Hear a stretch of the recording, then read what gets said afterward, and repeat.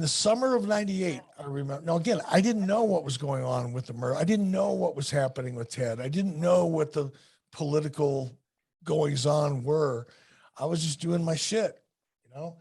And I got called into this office or into a meeting with like 14 people I'd never really seen. Well, a couple of them I knew who they were, but there's a lot of people I didn't even know who they were in this meeting. And I sat around and I sat there at the table and they all went around and introduced themselves and told me what their roles were. And all of them were like 2 levels above me and or more. And then they proceeded to go around the room and tell me everything that they wanted changed about the way WCW was being presented and produced. And I'm like, what the hell? I mean, we were still great at that point. This is summer, early summer, midsummer, 98. This is before things started getting bad. I'm thinking, well, wait a minute. This doesn't make any sense, you know, and I ended up listening to it until we got to the end. And by the time we got to the end of this meeting, there was 14 or 15 people I had to listen to before I got to speak. So down towards the end, there was this guy by the name of Joe Uva. Now, if you Google Joe Uva, UVA, you'll come to find he ended up being a really, really powerful guy in the entertainment industry, right? Right, really powerful. But he wasn't so much at the time. He was the head of Turner Ad Sales. And I didn't really know the cat. First time I'd ever really talked to him.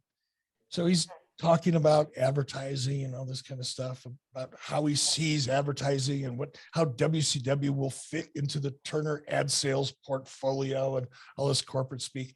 So he got down and I said, Joe, can you tell me what day of the week Monday Nitro's on? The time? It was like panic, right? Caught him flat-footed. It was a trick question because I gave him the night. I said, do you know what night of the week Monday Nitro was on? And he still couldn't answer it immediately. Now he stammered and stuttered his way around and got it out. But it made me realize that I'm sitting in a room full of people that know, first of all, nothing about the wrestling industry, not just the business inside of the ring, but the business of the business. They knew nothing at all about it.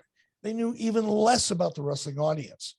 They knew even less and less about the history of where WCW was and where WC was at that current moment and how we got there. They didn't care. They didn't want to know. It didn't matter to them. They just had this idea of how WCW was going to fit into their now AOL Time Warner cookie cutter mold. And it was sad. And I knew right then. I got home from that meeting. I told my wife, it's the first time in my life I've ever decided I was going to quit something.